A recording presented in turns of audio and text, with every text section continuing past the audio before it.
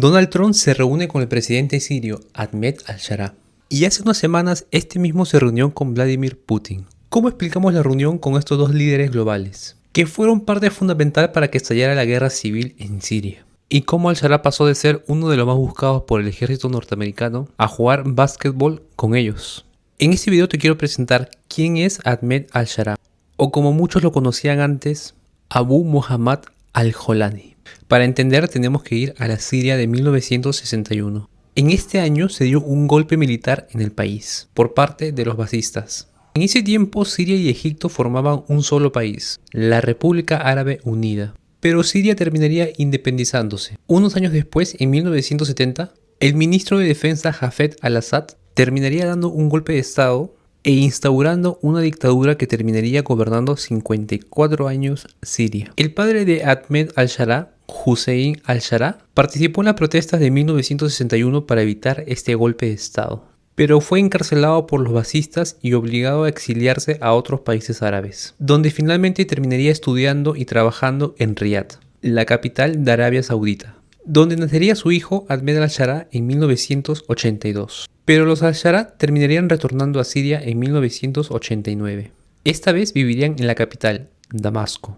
Ahmed hizo una vida común, incluso viniendo de una familia instruida, tenía conocimientos en árabe clásico y terminaría entrando a la Universidad de Damasco.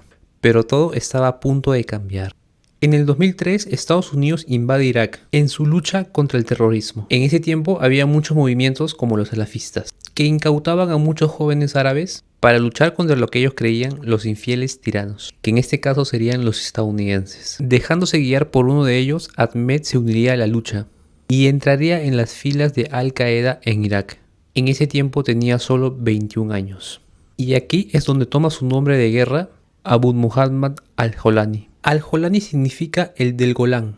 Y es que en 1963 parte de su familia había sido expulsada de los Altos del Golán por Israel debido a la guerra de los 6 días. Y tomaría este nombre como inspiración. En los años de militancia en Al-Qaeda aprendió a cómo manejarse en un conflicto. Pero el ejército estadounidense lo atrapó en el año 2006 y permaneció 5 años en diferentes cárceles en Irak.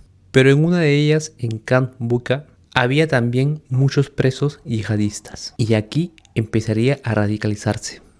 Allí conoció a Abu Bakr, el futuro creador de ISIS. Fue liberado en el 2011 tras cumplir su condena y regresó a Siria, pero en ese momento estaba sucediendo la primavera árabe. Un alzamiento popular de la población contra sus gobiernos. Comenzó en Túnez, pero se había extendido a todo Medio Oriente y terminó llegando a Siria. Quien gobernaba en ese momento era el hijo de Hasef, Bashar al-Assad.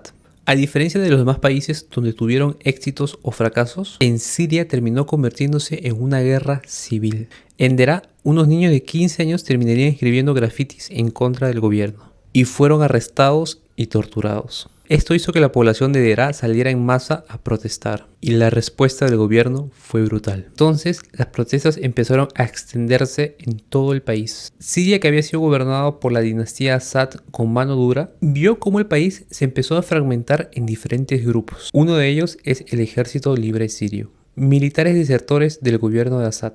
Pero también fue un campo para que surgieran grupos yihadistas. Y es aquí que se le da la misión a al-Jolani de crear la filial de Al-Qaeda en Siria.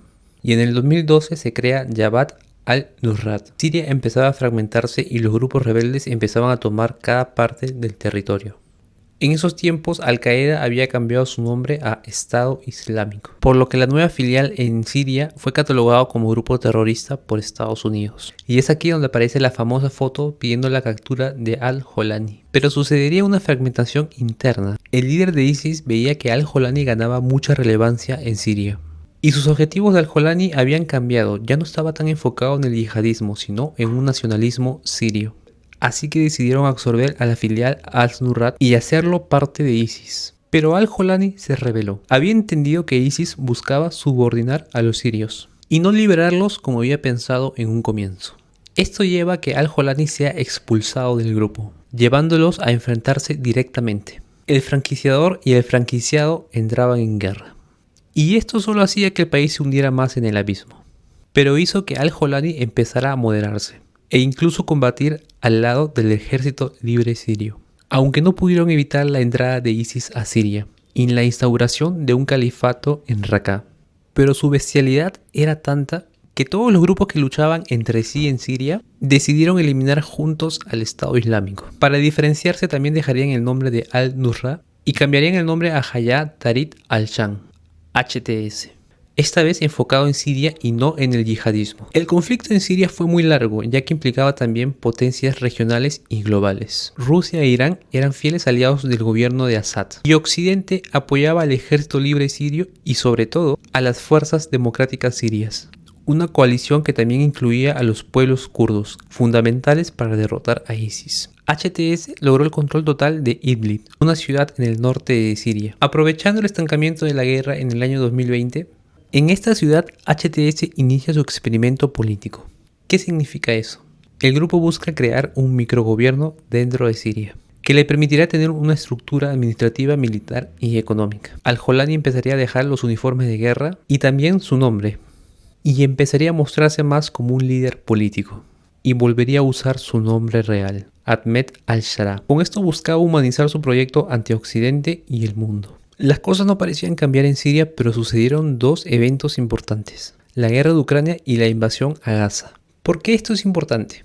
Los dos socios principales del gobierno de Siria, Rusia e Irán, quienes habían apoyado incondicionalmente a Bashar al-Assad, tenían sus propios problemas. Rusia se encontraba en una guerra directa con Ucrania, mientras que Irán apoyaba al grupo Hezbollah en Líbano para su lucha con Israel. Y también empezaba a reservar su armamento para una posible confrontación con ellos. Bashar al-Assad prácticamente estaba solo. Y esto lo comprobamos el 27 de noviembre de 2024. HTS, con un contingente de cientos de militares, avanzarían camino hacia el sur, hacia Damasco, y no encontraron prácticamente resistencia. El régimen de Assad envió militares para combatirlos, pero sucedió algo increíble. En Daraa y Suweida, ciudades en el sur, grupos rebeldes bloqueaban las carreteras, impidiendo al ejército sirio avanzar hacia el norte.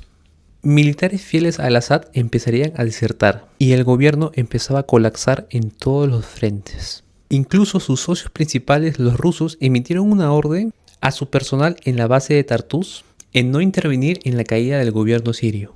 Con amigos así, ¿para qué enemigos?